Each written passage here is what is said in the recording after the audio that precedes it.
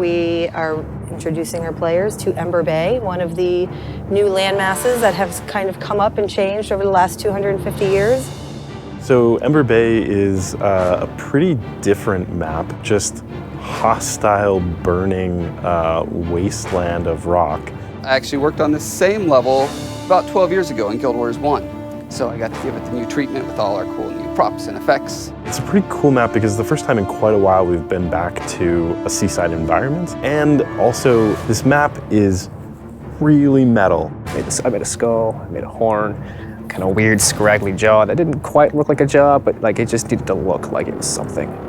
And then kind of went back and just saw what Josh had done with it. He was just like, created different types of skulls with different kinds of horns, and then he did something super awesome. He created what I like to call the Well of Souls. You just go up into this like caldera and there's just this mountain of like leering demonic skulls just like looking down at you. This place is like to the cover of some really insane Tyrian heavy metal album.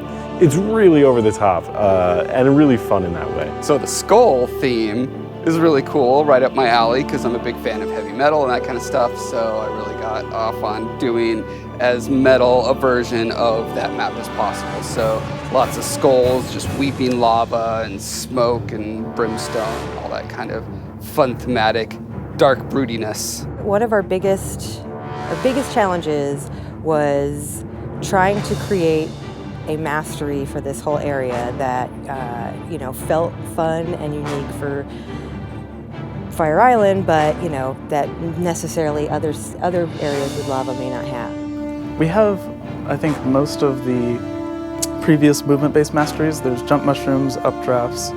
There's a big ley line roller coaster, as well as a new mastery that we're calling thermal tubes, which basically shoot you out of a lava cannon to hundreds of yards away.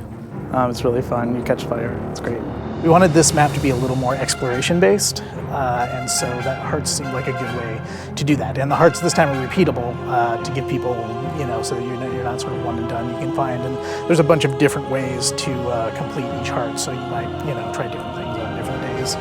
Because we're in an ocean environment, it was fun to bring back some creatures that haven't seen a lot of play in a while. So notably, in part of the map, the Karka have sort of taken up residence. And we know some players really, really appreciate fighting the Karka. So it was cool to be able to have like a really different environment from South Sun to be able to let them inhabit and wander around in. We usually put the jumping puzzles in last, so I kind of had this spot reserved for it.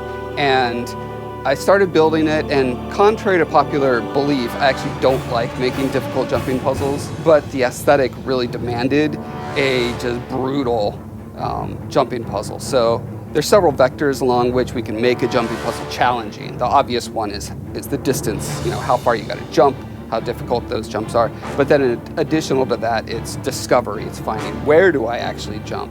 And then on top of that, you can have the skills that you have to use, the enemies that may be around and all that kind of stuff. So we really cranked up the sliders on almost all of those. So it ended up earning its name of Chalice of Tears.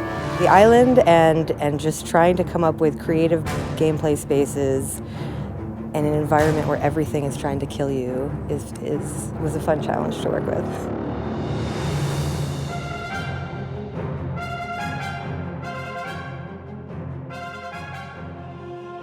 Metal.